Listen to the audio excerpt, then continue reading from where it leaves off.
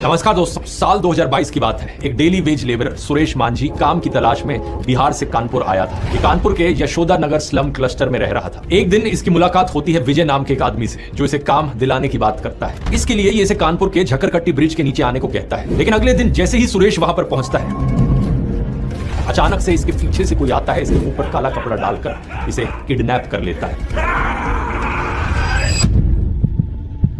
इसके बाद सुरेश को इंटॉक्सिकेट किया जाता है, जिससे वो बेहोश हो जाए, और फिर उसकी आंखों में एक केमिकल इंजेक्ट किया जाता है, जिससे वो अंधा हो जाता है। इसी के साथ सुरेश की हाथों की सभी उंगलियां भी काट दी जाती हैं और शरीर के कई हिस्सों पर चोट के निशान छोड़ दिए जाते हैं। ये सब किया गया ताकि सुरेश भीख मांगने के लिए सूटेबल बन जाए।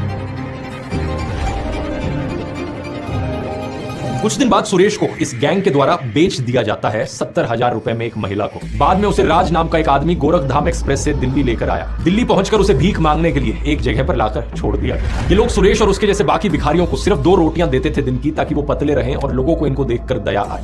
और हर दिन इसके अलावा इन्हें टॉर्चर किया जाता, शरीर में बार बार कोई ना कोई केमिकल इंजेक्ट किया जाता। समय के साथ साथ क्रूरताएं इस हद तक पहुंच गई कि सुरेश का शरीर और बर्दाश्त नहीं कर सका।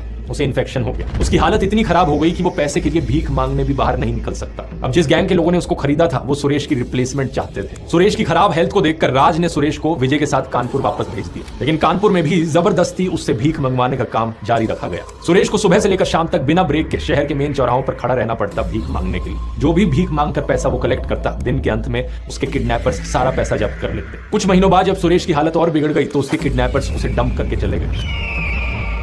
उसके बाद जैसे तैसे करके सुरेश अपने घर पहुंच पाया, और उसकी हालत इतनी खराब थी कि उसके परिवार के लोग भी उसे पहचान ना सके। ये कोई इमेजिनरी कहानी नहीं है दोस्तों। हालांकि कहानी को दोहराते वक्त AI वीडियोस का इस्तेमाल किया गया आपको इस कहानी को दिखाने के लिए, लेकिन ये सच में हुआ। यहाँ स्क्रीन पर आप सुरेश के असली फोटोज देख सकते हैं।